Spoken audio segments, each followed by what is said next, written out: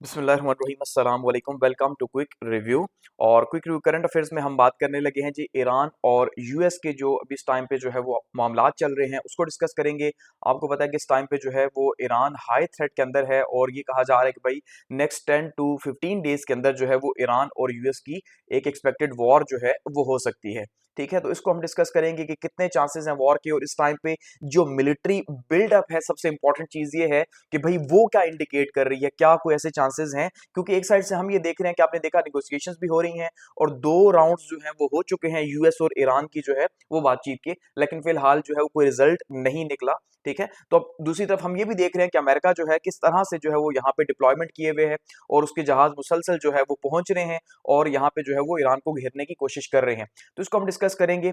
कि फरवरी 2026 gulf buildup जो है इसको हम डिस्कस करेंगे, क्योंकि ये कुछ और इंडिकेट कर रहा है। यानी अमेरिका एक साइड से ये कह रहा है कि वो ईरान से बातचीत कर रहा है, ठीक है, और उसे ये कह रहा है कि भाई वन वे और इन अदर वे जो है वो आपको डील करनी ही पड़ेगी, या तो डील करेंगे या फिर हम जो है वो आप पे अटैक करेंगे। तो वही जो हमने पिछले साल एक देखा, तो वही चीजें रिपीट हो रही हैं, थ्रेट करना और फिर अचानक से जो है वो अटैक कर देना। दूसरी साइड से अमेरिका क्या कर रहा है जी, अमेरिका जो है वो अपनी नेवी को, अपनी एयरफोर्स को जो है वो पूरा का पूरा यहाँ पे बिल्डअप कर रहा है रेड सी के अंदर, मेडिटेरेनियन सी के अंदर, जो ये इंडिकेट कर रहा है कि वो वॉर के लिए भी तैयार है। तो इसको हम डिस्कस जो है वो करते हैं। अब सबसे पहले अगर हम देखें इस टाइम पे क्या मामलात चल रहे हैं ईरान के और यूएस के, आपको पता है कि आपने देखा कि भाई लास्ट मंथ जो है ईरान के अंदर एक शदीद किस्म की प्रोटेस्ट हुई और ईरान ने इल्जाम लगाया कि भाई ये जो है मुसाद ने करवाई है, सारे का सारा जो मामलात हैं मुसाद ने करवाए हैं। मुसाद मतलब जो इसराइल की एजेंसी है और साथ में सीआईए जो है उसने मिलके ये सारे का सारा जो मामलात किए हैं, जिसकी वजह से उन्होंने काफी सारे लोगों को पकड़ा भी, कुछ को एग्जीक्यूट भी किया और वहां पे हालात काफी ज्यादा खराब हो गए और डॉलर आपने देखा कि किस तरह से उसका जो है वो किस रेट पे पहुंचा और करेंसी जो है वो डीवैल्यू हुई। तो अब यहाँ पे जो अल्टीमेटम है, जो लास्ट अभी डिबेट हुई है, ठीक है, 2 दिन पहले ईरान की और यूएस की जो बातचीत हुई है, तो उसमें ट्रंप साहब ने 10 से 15 दिन का अल्टीमेटम दिया। ठीक है कि भाई 10 से 15 दिन के अंदर आप अपनी जो डील है वो साइन करें, अदरवाइज अगर नहीं करेंगे तो क्या होगा, हम अटैक करेंगे। तो ये एक्टिव काउंटडाउन जो है वो इस टाइम पे स्टार्ट हो चुका है 10 से 15 दिन का, और काउंट किया जा रहा है कि भाई हाँ आप 9 दिन रह गए, अब 8 दिन रह गए, इस तरह से। दूसरी साइड पर अगर हम सर्च देखते हैं कि हालात क्या हैं, तो हालात कुछ इस तरह से हैं कि 120 से ज्यादा जो है वो जंगी तैयारे इस टाइम पे जो है वो मौजूद है रेड सी के अंदर। जो बहरी बेड़ा है अमेरिका का, आपको पता है वो लास्ट मंथ ही पहुंच चुका था वहां पे, तो इस टाइम पे जो है वो मौजूद है और बाकी भी जो है वो इस टाइम पे आ रहे हैं। तो ये लार्जेस्ट जो है वो एयर पावर सर्ज हुई है 2003 के बाद, जब इराक का इशू हुआ, तो उसके बाद से अब जो है यहाँ पे ये हमें देखने को मिल रहा है। उसके बाद अगर हम देखते हैं तो इस टाइम पे फ्रिक्शन भी हमें देखने को मिल रही है। एक्चुअली में अगर हम देखें तो अमेरिका और वेस्टर्न जो ब्लॉक है उसके बीच में फिलहाल अभी वो एक लाइन पे नहीं है, आप ये कह सकते हैं, क्योंकि जो यूके है उसने एक तो अपना जजीरा इस्तेमाल करने से मना कर दिया अमेरिका को, दूसरा कह रहे हैं भाई हम अपनी एयर स्पेस नहीं देंगे, जिसको मैं आगे डिस्कस करूंगा। ठीक है, तो यहाँ पे हम देख रहे हैं कि जो वेस्टर्न वर्ल्ड है, ठीक है, वो एक पेज पे फिलहाल इस वॉर को लेके नहीं है। ठीक है, अब रिस्क फैक्टर क्या है इस टाइम पे अगर हम देखें तो इंतहाई क्रिटिकल जो है वो रिस्क फैक्टर है, बहुत ज्यादा हाई चांसेस हैं कि ये वॉर होगी। ठीक है, बहुत ज्यादा हाई चांसेस है कि जो बातचीत हो रही है, क्योंकि बातचीत असल में अमेरिका करना ही नहीं चाह रहा, उसका जो पर्पस है वो एक ही है, वो बहुत क्लियर है और वो है रिजीम चेंज। क्योंकि अगर वो बातचीत करेगा 6 महीने बाद फिर बातचीत करनी पड़ेगी, साल बाद फिर बातचीत करनी पड़ेगी, समझ रहे हैं बात को ना। उन्हें ये इस्लामिक गवर्नमेंट जो है ये कबूल नहीं है, और वो जो रजा शाह पहलवी का जो खानदान बैठा हुआ है, ठीक है, जो उनका वारिस बैठा हुआ है अमेरिका के अंदर, तो उसको चाहिए ये तख्त ईरान का, तो उसके लिए एक ही तरीका है कि ये गवर्नमेंट जाए, ठीक है, और एक लिबरल लिबरल गवर्नमेंट जो है वो आए। तो ये तो मामलात इस टाइम पे हैं। अब इस टाइम पे जो फरवरी 20 को जो बातचीत हुई है एक दिन पहले, तो अब जो काउंटडाउन स्टार्ट हुआ है वो 5 मार्च तक का है, कि 5 मार्च तक जो है इनको टाइम दिया गया कि 5 मार्च तक भाई ईरान जो है वो डिसाइड कर ले उसने डील करनी है या नहीं करनी। अब प्रॉब्लम डील का नहीं है, याद रखिएगा, प्रॉब्लम उन टर्म्स का है जो अमेरिका जो है इसके सामने रखे हुए हैं। जो लास्ट ईयर भी आपने देखा जो टर्म्स थी कि भाई आप नेट जीरो जो है वो यूरेनियम के ऊपर जाएं, और ये ईरान को किसी भी सूरत में कबूल नहीं है। वो कह रहे हैं भाई हम अपने अगर न्यूक्लियर पर्पस के लिए यूज नहीं कर रहे तो हम सिविलियन न्यूक्लियर पर्पस के लिए यूज करेंगे, एनर्जी बनाएंगे यूरेनियम से, लेकिन अमेरिका को ये कबूल नहीं है, क्योंकि बहाना उसे चाहिए गवर्नमेंट को चेंज करने का। तो टॉप लेवल की जो साइंटिस्ट थे, आपको पता है, वो तो लास्ट ईयर जो है वो शहीद कर चुका अमेरिका ईरान के, और भाई टॉप कमांड जो है वो मिलिट्री की वो भी शहीद कर चुका, तो अब उसके लिए चीजें काफी आसान हो गई हैं। तो अब ट्रम्प साहब ये कह रहे हैं भाई बैड थिंग्स जो है वो होंगी अगर जो है वो आपने अगले 10 से 15 दिन के अंदर जो है वो न्यूक्लियर डील साइन ना की, वो भी उनकी टर्म्स के ऊपर जो कि ईरान को एक्सेप्टेबल नहीं है और वो कर भी नहीं सकता। क्योंकि अगर ईरान ये डील करता है तो जाहिर बात है ईरान की इस्लामिक गवर्नमेंट जो है वो अपने लोगों के बीच में ये साख खो देगी कि भाई आपने वेस्टर्न वर्ल्ड के आगे घुटने टेक दिए। इवन अभी जो है वो एक रिसेंट न्यूज है, ठीक है, उसके अंदर भी जो है वो हम देख रहे हैं कि भाई ईरान ये कह रहा है, ईरान के सदर साहब, कि भाई हम जो है वो घुटने नहीं टेकेंगे, चाहे ये जितना भी मर्जी मिलिट्री बिल्डअप कर ले, हम जो है मुकाबला करेंगे। क्योंकि उनके लिए बहुत ज्यादा मुश्किल है कि इस्लाम के नाम के ऊपर वो गवर्नमेंट करे और वो जो है वो काफिरों के सामने सरेंडर कर दें। समझ रहे हैं ना, आइडियोलॉजिकली ये दोनों चीजें जो है वो जिद हैं एक दूसरे की, कि भाई वो अमेरिका को माने भी और साथ में जो है वो इस्लामिक गवर्नमेंट की भी बात करें। अब इस टाइम पे जो मामला चल रहे हैं अगर वो देखेंगे तो ब्लू फोर्स ट्रैकिंग जो है इस टाइम पे अगर हम देखें तो एयर सुपीरियरिटी हमें देखने को मिल रही है इस टाइम पे। ब्लू फोर्स ट्रैकिंग एक टर्म है जो कि अमेरिकन मिलिट्री के अंदर यूज होती है और इसका मतलब होता है जो जीपीएस डिवाइसेस जिनमें लगा हुआ होता है, जो मिलिट्री की डिवाइसेस होती हैं, ठीक है, जो जो उनके जहाज वगैरह हैं जिनके अंदर जीपीएस है, जो ट्रैक ट्रैक कर सकते हैं, यानी कि इनको एडवांस आप कह सकते हैं, एडवांस वेपन्स जो है वो मौजूद हैं और बहुत ज्यादा जो फायदा है इनको इसका। तो अमेरिका के इस टाइम पे टोटल एसेट्स जो हैं जो ईरान के इर्द गिर्द खड़े हैं, 120 एयरक्राफ्ट जो है वो इस टाइम पे खड़े हैं, ठीक है, 120 एयरक्राफ्ट जो है वो जो बहरी बेड़ा यहाँ पे रेड सी के अंदर मौजूद है, उस रेड सी पे यहाँ पे ये मौजूद है और उसके अंदर जो तैयारे हैं वो ये बता रहे हैं कि हालात किस साइड पे जा रहे हैं। उसके अंदर F-35 भी हैं जो आपको पता है जी सबसे लेटेस्ट जो है वो तैयारे हैं F-35 के, जो कि रडार के अंदर नहीं आ रहे होते, ठीक है। इस तरह से F-22 जो है वो रिपीटर मौजूद है, F-15 ईगल मौजूद है, F-16 जो है वो फाल्कन मौजूद है, E-3 सेंट्री मौजूद है। तो ये सारे के सारे इंतहाई क्रिटिकल किस्म के जो है वो जहाज हैं एयरफोर्स के। इसका मतलब एयरफोर्स अमेरिका की जो है वो फुल टाइम रेडी है और इतने बड़े जहाज लेके वो यहाँ पहुंची हुई है। उसका पर्पज यही है कि भाई वो जिस टाइम पे भी उसे ऑर्डर मिलेगा, ठीक है, इवन वो कह चुके हैं 2 दिन पहले कि भाई हम रेडी हैं, आप हमें ऑर्डर करें, ठीक है। तो अभी शायद इसराइल की तरफ से इशारे का इंतजार हो क्योंकि इसराइल अभी रेडी नहीं है। लेकिन अब यहाँ पे जो इन्हें प्रॉब्लम फेस करनी पड़ रही है क्योंकि इनका इरादा ये था कि देखिए ये है यूएस, ठीक है, यहाँ पे इनकी बेसिस है, तो इनका इरादा ये था कि हम यहाँ से जो है वो आएंगे यूके, यहाँ पे हम जो है वो स्टे करेंगे और इनकी एयरबेस को यूज करके, यूके की एयरबेस को, तो यहां से हम क्या करेंगे जी, अटैक करेंगे ईरान के ऊपर। लेकिन अब यूके ने क्योंकि मना कर दिया, यूके ने कहा भाई मैं आपको अपनी एयर स्पेस यूज नहीं करने देता, ना ही जो है वो अपनी जो है वो एयरपोर्ट यूज करने देता हूं। इसका मतलब ये है कि भाई यहाँ पे तो प्रॉब्लम हो गया खराब, ठीक है, क्योंकि अब यूके को पता है कि भाई जाहिर बात है अमेरिका ने यहां से वापस चले जाना है अटैक करके, लेकिन ये तो इसकी रेंज के अंदर है, ईरान की रेंज के अंदर, तो शायद ईरान के पास इस रेंज के जो है मिसाइल मौजूद है, पॉसिबिलिटी तो है। तो जाहिर बात है फिर वो यहां से अमेरिका को तो अटैक करेगा नहीं, लेकिन यूके वॉर के अंदर जो है वो इंगेज हो जाएगा, यूरोप या शायद वॉर के अंदर इंगेज हो जाएगा, यहाँ से ये रॉकेट मारता रहे, वहां से वो जो है वो उनके लिए नुकसान होता रहे। तो वो किसी वॉर के अंदर फिलहाल इन्वॉल्व नहीं होना चाहते। ऑलरेडी रशिया और यूक्रेन का इशू चल रहा है, इसलिए यूके ने जो है वो इनकार कर दिया और इसके ऊपर ट्रम्प साहब को काफी गुस्सा भी आया कि भाई आपने क्यों इनकार किया, समझ रहे हैं, लेकिन उन्हें अपने आप को सिक्योर करना है इस टाइम पे। तो ये तो एक साइड से हम ये देख रहे हैं। मजीद अगर इसमें हम देखते हैं तो इस टाइम पे जो सबसे ज्यादा अलार्मिंग चीज है वो ये बता रही है कि भाई ये जो बहरी बेड़ा है, अब देखिए इस मैप को जरा आपने समझना है। अब यहाँ पे ये जो बहरी बेड़ा खड़ा हुआ है रेड इंडियन ओशन के अंदर, ठीक है, ये रेड सी है और ये है इंडियन ओशन, ये हमारे पास जो है। तो ये जो इंडियन ओशन है, इस इंडियन ओशन में जो इनका बहरी बेड़ा खड़ा हुआ है, लास्ट मंथ आके खड़ा हुआ, ये यूएसएस इब्राहिम लिंकन है, ठीक है, ये इनका बहरी बेड़ा, और यहाँ पे 120 जहाज जो है इसके ऊपर खड़े हुए हैं और यहां से इन्होंने जब अटैक करना है तो ये है ईरान, समझ रहे हैं आपको, तो ये ईरान है सारे का सारा और ये जो है ये सारे का स्ट्रेट ऑफ हुर्मुज है। तो यहां से इसके लिए अटैक करना कुछ भी मुश्किल नहीं है, तो यहां से आराम से अटैक किया जा सकता है ईरान के ऊपर। अब ये तो एक उनकी जो है वो एक साइड से उन्होंने कवर किया हुआ है, क्योंकि ईरान की जो ज्यादा पावर है वो इस एरिया के अंदर है, ये जो यहाँ पे समंदर के किनारे पे है, ठीक है, रेड सी के किनारे पे है। अब यहाँ पे इस साइड पे जो न्यूज मिली है 2 दिन पहले की, यूएसएस जेरन आर फोर्ड जो है इनका एक जहाज आ रहा है, ठीक है, ये भी बहरी जहाज है और ये दुनिया का सबसे बड़ा बहरी जहाज है, जंगी बहरी जहाज, जो कि न्यूक्लियर पावर रखता है। तो एक साइड से अमेरिका ये कह रहा है कि मैं आपसे बात कर रहा हूं, यानी हम बातचीत के थ्रू मामला को सॉल्व करेंगे, और यहां पे ये जहाज खड़ा किया हुआ है, 120 जहाज इस पे खड़े हैं, और दूसरी साइड से ये जो जहाज है जिसने 2 दिन पहले यहाँ पे ये जो जिब्राल्टर स्ट्रेट है, जबल तारिक जो है, यहां से एंट्री ली है और एंट्री लेके कहां जा रहे हैं जी, ये जो मेडिटेरेनियन सी है ये सारे का सारा यहां पे आ रहा है। इसका मतलब वो यहां पे आएगा कहां पे जी, गजा की पट्टी के पास कहीं ना कहीं वो आके रुकेगा,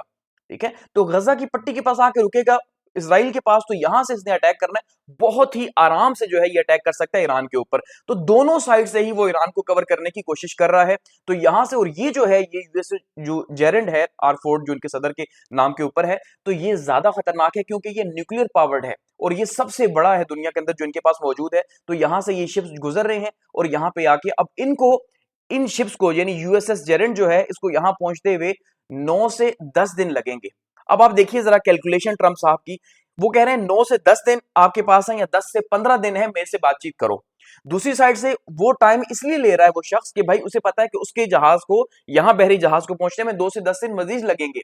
तो वो इसका वेट कर रहा है कि मेरा जहाज जब गजा की पट्टी के पास मेडिटेरेनियन सी में पहुंच जाए, उसके बाद वो जैसे ही वहां से इनकार करे, क्योंकि उन्हें पता है कि इन टर्म्स के ऊपर यानी जीरो, नेट जीरो के ऊपर जो है वो किसी भी सूरत में ईरान नहीं मानेगा। ईरान के लिए मानना आसान भी नहीं है। जैसे मैंने आपको कहा कि इस्लामिक गवर्नमेंट है तो वो कैसे घुटने टेकेगी, वो तो अपने ही लोगों को मुंह दिखाने के काबिल नहीं रहेंगे, इसलिए पॉसिबिलिटी नहीं है। तो वॉर के जो चांसेस हैं वो 90% आप कह लेंगे, इससे भी ज्यादा है कि अमेरिका एक ही चीज में इंटरेस्टेड है, और वो किस में इंटरेस्टेड है जी, रिजीम चेंज के अंदर। अमेरिका जो है वो रजा शाह पहलवी की यहाँ पे जो है वो वापस डायनेस्टी लाना चाहते हैं, इसीलिए लास्ट टाइम जो उसने जो है वो आपने देखा था, जो पूरा ऑपरेशन किया था राइजिंग लाइन का, वो वही पुराना ईरान था कि भाई जो है वो वापस लेके आ रहा है इनकलाब ईरान से 1979 से पहले का ईरान। और जो पहलवी डायनेस्टी का जो वारिस है वो इस टाइम पे अमेरिका में बैठा हुआ है और फुल टाइम पुश कर रहा है कि भाई आप किसी तरह ये गवर्नमेंट मुझे दो ईरान की, उसके बाद आप जो कहोगे वो होगा, यानी ईरान को मान, इसराइल को मानना है और भी जो करना है हम कहेंगे। अब दूसरी साइड पे जो आज की एक न्यूज है वो क्या है, देखिए ये इसराइल है यहाँ पे, ठीक है। अब आज की न्यूज ये है कि जो यूएस के एम्बेसडर है इसराइल के अंदर, वो ये कह रहे हैं कि ये जो एरियाज हैं, यानी ये जो आपको पता है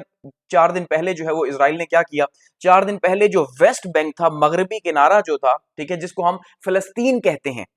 इसराइल तो साइड पे है ना, तो फिलिस्तीन राइट साइड पे है, वेस्ट बैंक की साइड पे है। तो अब उसने यहां पे भी लैंड रजिस्ट्रेशन का कानून पास कर दिया अपने कैबिनेट के अंदर, जिसपे काफी ज्यादा शोर शराबा किया गया। इसका मतलब यह है कि अब फिलिस्तीन नाम की कोई जगह बाकी नहीं बचेगी, क्योंकि वो फिलिस्तीन की लैंड के ऊपर भी अपनी रजिस्ट्रेशन करेगा। जो फिलिस्तीनी अपनी जमीन को शो कर सकेगा, उसके डॉक्यूमेंट्स वगैरह वो रहेगा, वो नहीं करेगा, जाहिर बात है, तो इसराइल उसको वहां नहीं रहने देगा। सो इसका मतलब अब पूरे का पूरा जो फिलिस्तीन है उसके ऊपर इसराइल का कब्जा हो जाएगा। पहले ही 70% के ऊपर था, तो अब वो मजीद होगा। ये जो लैंड एक्ट उन्होंने पास किया कि भाई वेस्टर्न बैंक भी हमारा ही है, वेस्ट बैंक का जो किनारा है। एक बात आप ये देखें। दूसरा, जो अमेरिका के एम्बेसडर हैं इसराइल के अंदर, उनका अभी का बयान ये है, वो ये कहते हैं कि अगर एक वॉर होती है और इसराइल जो है वो लिबनान के ऊपर, यानी इसके बाद अगला नंबर लिबनान का है, जाहिर बात है, ठीक है, लिबनान है, उसके बाद जो है यहाँ पे शाम है, जॉर्डन है, बाकी एरियाज हैं, तो कहते हैं अगर इन पे कब्जा कर ले तो कोई इशू नहीं है, वो कर सकता है, क्योंकि ये उसने जीते हुए होंगे। यानी ये अमेरिकन एम्बेसडर जो इसराइल के अंदर है वो ये बात कह रहे हैं। आप अंदाजा करें कि लोगों की किस तरह से जो है वो जहन साजी की जा रही है कि भाई अगर जीत गया तो ये सारा एरिया उसी का है, जो ग्रेटर इसराइल वो बनाएंगे, ठीक है। तो ये मामलात यहाँ पे हैं। तो असल में पर्पज एक ही है, और वो क्या है जी, रिजीम चेंज करना, इस इस्लामी हुकूमत को यहां से हटाना जो है वो सबसे पहला टारगेट है इसराइल का। इसलिए इसराइल जो है, जाहिर बात है, इसराइल के बिहाफ पे अमेरिका ये सब कुछ करेगा। तो ये मामलात यहाँ पे चल रहे हैं। अब आपने देखा कि जो लास्ट 2025 के अंदर जो इनकी वॉर हुई थी, उसमें आपने देखा कि B2 बॉम्बर्स को यूज किया गया, ठीक है। अब ये जो B2 बॉम्बर्स को यूज किया गया, उनको एस्कॉर्ट किया गया F-22 के साथ और F-35 के साथ, जो आपने देखा एक लंबी फ्लाइट लेके अमेरिका से ये आए और आके यहाँ पे अटैक किया इन्होंने, ठीक है। और खास करके जो इनकी फ्रोडो साइट थी, जो आपको पता है पहाड़ों के अंदर बनी हुई थी, और ये कहा जा रहा था कि भाई वहां पे B2 बॉम्बर का जो उसके अंदर जो बॉम्ब डाला जाता है वो बहुत हैवी टाइप का होता है और नीचे तक जाके नुकसान पहुंचाता है, तो उसके बिना उसे कोई भी नुकसान नहीं पहुंचा सकता। तो इसलिए ये B2 बॉम्बर, ये जो आपको सामने दिखाई दे रहा है, ये वहां से लेके आए, ठीक है, पूरे स्क्वाड करके, और यहाँ पे अटैक करके वापस चले गए, हमने ये देखा, ठीक है। तो अब जो है वो इनको भी साथ में लेके आ रहे हैं, और अब पॉसिबिलिटी है कि यहाँ पे फिर से वो यही मामलात करेंगे। अब उसके बाद हम एक और चीज देख रहे हैं जी, वो क्या है कि इंडियन ओशन के अंदर अमेरिका और यूके का एक जजीरा है, छोटा सा एक आइलैंड है, डियागो गार्सिया आइलैंड इसको कहा जाता है, ठीक है। ये जो है ये बेसिकली, अगर मैं यहाँ पे आपको बताऊं कि ये लेट सपोज ईरान है, ठीक है, ये बीच में जो है वो इंडियन ओशन है, तो इंडियन ओशन में श्रीलंका के साथ जो है यहाँ पे ये छोटा सा एक जजीरा है, जो कि यूके और यूएस दोनों की मलकियत है। तो अमेरिका इसको भी यूज करना चाह रहा है कि भाई मैं यहां से जो है वो उड़ के, मेरी एयरफोर्स जो है वो ईरान के ऊपर अटैक करेगी, लेकिन यूके ने इसको भी यूज करने से इनकार कर दिया। यूके ने कहा भाई मैं आपको ये यूज नहीं करने दूंगा और आप अकेला फैसला नहीं कर सकते। सो इसका मतलब यूके इस वॉर से आउट है। यूके आउट है मतलब यूरोप इस वॉर से जो है फिलहाल आउट है, क्योंकि उसे पता है कि भाई ईरान के मिसाइल जो है उस तक पहुंच सकते हैं, अमेरिका तक शायद नहीं पहुंच सकते, अमेरिका तो वापस चला जाएगा, ठीक है, इंटरकॉन्टिनेंटल मिसाइल अभी फिलहाल ईरान के पास नहीं है। तो इसलिए जो है वो यूके ने ना तो अपनी एयर स्पेस यूज करने दी है अपने मुल्क से, और ना ही जो है ये यहाँ पे जजीरा यूज करने दे रहा है। तो इससे भी हम देख रहे हैं कि वेस्टर्न वर्ल्ड फिलहाल तकसीम है। तो ये ट्रंप के लिए एक चैलेंज है कि किस तरह से वो अकेले जो है इसराइल के बिहाफ के ऊपर ये वॉर लड़ेगा। उसके बाद अगर हम जियो पोलिटिकल कॉम्पिटिशन देखते हैं तो उसमें मैं आपको कहा कि भाई इस टाइम पे जो यूरोप है वो तो तकसीम है, और दूसरी साइड पर अगर हम ये देख रहे हैं तो चाइना जो है या रशिया जो है वो इस टाइम पे जो है वो मामलात में इन है। अभी भी जो है अगर हम बात करें तो रशिया की और ईरान की नेवल ड्रिल्स हो रही हैं, ठीक है, रेड सी के अंदर रशिया और ईरान की नेवल ड्रिल्स है। वो कि रशिया ने ये नहीं कहा कि भाई मैं आपको सपोर्ट करूंगा, लेकिन जो न्यूज है वो यही है कि चाइना और रशिया जो है वो मुसलसल असला प्रोवाइड कर रहे हैं 2025 के बाद से, जब से ये मामलात हुए हैं, ठीक है। और एक थ्रेट है कि भाई एक और जो है वॉर के ऊपर जो है वो लॉन्च की जा सकती है रिजीम चेंज के लिए। तो तब से जो है कुछ जहाज चाइना के पकड़े भी गए हैं जिसमें जो है असला वगैरह भी मौजूद था। तो इसलिए जो है हम ये देख रहे हैं कि ईस्टर्न वर्ल्ड शायद अगर सपोर्ट करती है ईरान को तो अमेरिका के लिए इतना आसान नहीं होगा इस वॉर को जो है वो आगे लेके जाना या इसके ऊपर जो है वो अटैक करना, ये सबसे ज्यादा मुश्किल हो जाएगा। अब दूसरी साइड से अगर हम ईरान की बात करते हैं तो ईरान जो है वो इस टाइम पे वो भी मुकम्मल तौर पे तैयार है, ड्रिल कर रहा है, और वो पहले ही कह चुका है भाई मेरे पास जो टारगेट होंगे यूएई होगा या कतर होगा जहां पे आपकी एयर बेसिस बनी हुई है, या ये जो डियागो का आपका जो आइलैंड है, ठीक है, या इसराइल है, तो इन सब ममालिक में मैं जो है वो क्या करूंगा जी, यहाँ पे मैं अटैक करूंगा। इसके साथ साथ ईरान एक और चीज की तैयारी कर रहा है। वो क्या कर रहा है ये जरा इस पिक्चर को देखिए आप। अब यहां पे ईरान क्या कर रहा है, ईरान को इस बात का अंदाजा है कि उन्होंने रिजीम चेंज करना है, उन्होंने हमारी मिलिट्री को तबाह करना है, ठीक है, वॉर के थ्रू। अब ईरान ने क्या किया, ये जरा पिक्चर देखिए बिफोर 2025 की जो है ये पार्चन मिलिट्री कॉम्प्लेक्स इनका है। यहां पे देखिए बिल्कुल ओपन है, यानी कोई भी अटैक कर सकता है यहां पे, और यहां पे तबाही होगी। लेकिन अब जो रिसेंट फोटोग्राफ मिले हैं फेब 2026 के, उसमें पार्चन मिलिट्री कॉम्प्लेक्स अगर देखिए तो ये मुकम्मल तौर पे कवर कर दिया इन्होंने। यहां पे इनको शीशे से कवर कर दिया गया है, जी हाँ, यानी कि अमेरिका B2 बॉम्बर लेके आए, जो मर्जी लेके आए, इसके ऊपर असर ही ना हो। गो के वो कोई और मेथड यूज कर लेंगे, लेकिन हकीकत यही है कि इन्होंने एक शील्ड बना दी है सीसा की। वो जो आप सुनते हैं ना, सीसा पलाई हुई दीवार, ठीक है, यानी सबसे ताकतवर चीज, तो शीशे की एक परत बना दी है अपने इस मिलिट्री स्टेशन के ऊपर। पहले की पिक्चर आप देखिए और ये बात की देखिए तो आपको अंदाजा हो जाएगा कि उनको इस बात का अंदाजा है कि हमारे लिए थ्रेट फैक्टर कितना ज्यादा है, समझिए। तो इसलिए जो है वो भी मुकम्मल तौर पे बंकर्स बना रहे हैं कि भाई हम जो है वो कम से कम अपनी टॉप की मिलिट्री क़यादत को, अपने टॉप की मिलिट्री एसेट्स को जो है बचा सकें जो वॉर होती है, और वो लॉन्ग इस वॉर को लेके जा सके। इससे हमें अंदाजा हो रहा है कि मामलात इतने आसान नहीं होंगे अमेरिका के लिए। उसके अलावा अमेरिका का एक और थ्रेट भी है, वो क्या है जी, एसिमेट्रिक कैपेबिलिटीज। एसिमेट्रिक का मतलब ये होता है कि आप अनकन्वेंशनल, गैर रिवायती जो है आप वॉर लड़ते हैं। गैर रिवायती मतलब क्या है, इस साइड पे मिलिट्री, उस साइड पे मिलिट्री, आपने मारा, ठीक है, नेवी हो गई, एयरफोर्स हो गई, आपकी मिलिट्री हो गई, तो वो आपने अटैक कर दिया। लेकिन जब आप नॉन कन्वेंशनल वेज यूज करते हैं, ठीक है, जिसमें आप जो है दूसरे मेथड यूज कर रहे होते हैं, गुरिल्ला टैक्टिक्स यूज कर रहे होते हैं आप, ठीक है, तो उसके लिए थोड़ा मुश्किल होता है, या प्रॉक्सीज को यूज कर रहे होते हैं, तो वो एसिमेट्रिक वॉरफेयर है, उसको आपको हाईलाइट करना या पकड़ना इतना आसान नहीं होता। तो इस टाइम पे ये कहा जा रहा है शायद कि माइनिंग ईरान ने की हुई होगी, पॉसिबिलिटी ये हो सकती है, या सब सरफेस एम्बुश जो है वो हो सकता है, समंदर के अंदर कोई अटैक किया जा सकता है, कुछ छुपा के ईरान ने वहां पे रखा हुआ हो शायद, ठीक है। तो ये जो पूरा बहरी बेड़ा है इसको ही उड़ा दे ईरान, क्योंकि उनके समंदर की हदूद के अंदर है कहीं ना कहीं, ठीक है। रीजनल स्ट्राइक्स हो सकती हैं, जैसे उसने कह दिया कि मैं कतर के ऊपर करूंगा स्ट्राइक्स, या शायद जो है वो यूरोप के किसी मुल्क पे कर दे, कुछ भी हो सकता है, ठीक है। या फिर जो है वो ड्रोन्स बहुत ज्यादा उसने चाइना से मंगवा लिए हो, आपको पता है चाइना ने जो है वो काफी छोटे छोटे ड्रोन्स बनाए हुए हैं, तो वो जो है वो ड्रोन्स के थ्रू उसके ऊपर अटैक कर दे। तो कुछ भी हो सकता है एसिमेट्रिक वॉरफेयर के अंदर, इसलिए ये भी अमेरिका के लिए एक थ्रेट फैक्टर जो है वो मौजूद है कि वॉर होती है तो किस तरह से होगी। ऑपरेशनल एनालिसिस इस टाइम पे अगर हम बात करें तो अब जाहिर बात है वो जो मामलात वेनेजुएला के अंदर थे उसके साथ अगर एक्सपर्ट्स इसको कंपेयर कर रहे हैं जो जनवरी 2026 के अंदर हुआ कि भाई हेलीकॉप्टर आया और यहां से जो है इसको सदर साहब को उसके महल से उठा के लेके चले गए, लेकिन ईरान ऐसा नहीं है। एक तो से एक पहले से आइडिया हो गया, वो मुकम्मल तैयारी के अंदर है, और वो पहाड़ों के अंदर जो है वो अपने इमाम को छुपा रहे हैं, जो टॉप लीडरशिप को छुपा रहे हैं। दूसरा, यहाँ का ज्योग्राफी थोड़ा सा डिफरेंट है, तो इतना आसान नहीं है कि वो अगर ये सोचें कि भाई रिजीम चेंज का मकसद यही है कि हमने हुकूमत तब्दील करनी है तो हम इनके इमाम को उठाएं, एक ऑपरेशन करके उठा के लेके चले जाएं। ये इतना आसान नहीं होगा उनके लिए, क्योंकि ये पहले से रेडी हैं, ठीक है। अब एक्सपर्ट्स का जो कंसेंसस है वो क्या कह रहा है जी कि इस टाइम पे क्या पॉसिबिलिटी हो सकती है।